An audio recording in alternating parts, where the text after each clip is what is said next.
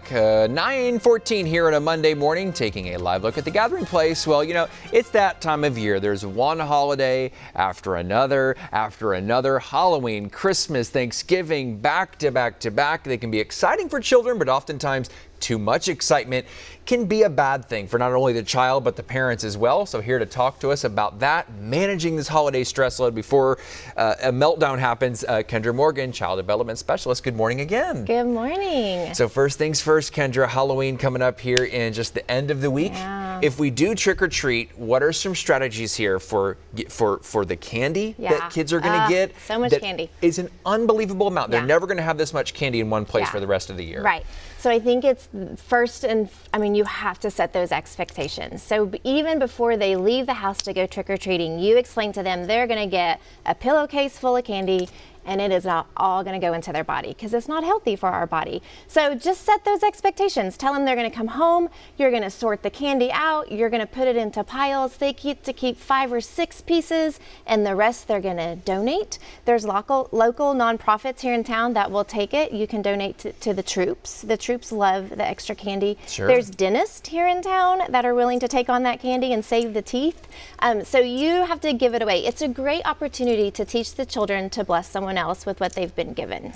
And as kids, you can see in this video from around the country, you know, they're coming up to strangers. This is a learning opportunity for social interaction too, right? Oh, it's such a great opportunity to take the time and teach the children, one, to make eye contact, to ask. They're going to say trick or treat or whatever you have them say. Then they're typically going to receive something, and that's a gift, right? It's a blessing. And so we teach our children to say thank you, to look at them, to use their manners. It's conversation back and forth. It's with a complete stranger. Of course, we want to keep the children safe, right? So make sure you trick or treat early in the evening. It's still light out. If you're in the dark, make sure they're lit up well. Their costumes should be able to walk in and be safe. So of course we want them to be safe, but it is such an opportunity for them to learn to communicate with adults. I love that, taking these opportunities to learn. Also, you're getting so much candy, different sizes, shapes, sizes, counting. You could learn with that, right? Yes, break that candy up. They can match colors, they can do patterns, they can sort it. You can talk about large, medium, and small. Children don't know that. The word longer is not used in our vocabulary. Teach them what longer means. I mean, there's so much you can do with the candy that's educational. Keep it. Put it towards the Christmas gingerbread houses, and they can decorate with that. You can freeze it, you can cook with it, you can stir it, you can mix it up. There's so much you can do with it. You don't have to eat it. I would imagine a common question that you get as you do consultations with parents and have interaction with children every single day of the week is my child is having a meltdown or having an emotional outburst. What is happening? Yeah. Because with holidays, kids are around a lot of people and meltdowns can happen. How do we fend these off before they start when we're talking about Thanksgiving, Christmas, big gatherings of people? So the pyramid of learning, the bottom of the pyramid is, are they thirsty, are they hungry, or are they tired? And so they have to get enough rest to be able to go to all these family events. And then we have to be in reality. If your child doesn't sit down and eat dinner with you, they're not going to sit down and eat a big family dinner, right? Even if grandma wants to, and we all want to eat with grandma. Yes. So we have to keep it in reality. And, you know, those grandpas they haven't seen in a long time are coming up and hugging them and kissing them.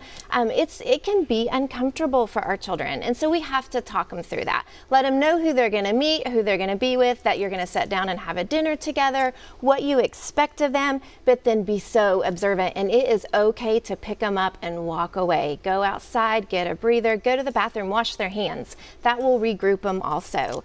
It's okay to get up and walk away before the meltdown happens. Any strategies on talking to family members of like, hey, you know, let's calm it down with the hugging? I mean, I know that's always super, super sensitive. Any strategies with talking with our loved ones about, hey, he's kind of, or he or she's kind of getting overwhelmed right now? So I think that's great advice. It's so funny. A lot of people will say, oh, they're just being shy right now. Well, research shows that when you say that to a child, that makes them even shyer. So don't say that. It's okay. They don't have to talk to everyone. They can observe it and then step in. Another thing is some children are really picky eaters. And so they sit down at the table and grandma and grandpa and uncle keep pushing the food in front of them, telling them to take a bite, and they don't have to eat the food in front of them. And so it's okay to communicate that with grandma and grandpa that's prepared the meal. We might not eat it, but we'll put it in front of us, we'll put it on our plate, but we might not eat it. Well, a lot of holidays, a lot going on, and Kendra, just wonderful advice as always. Thanks. I love the Halloween counting and sorting. So many ideas for learning opportunities over the next 3 months. Absolutely, always. Well, have a great Monday, Kendra. Yeah, thank you.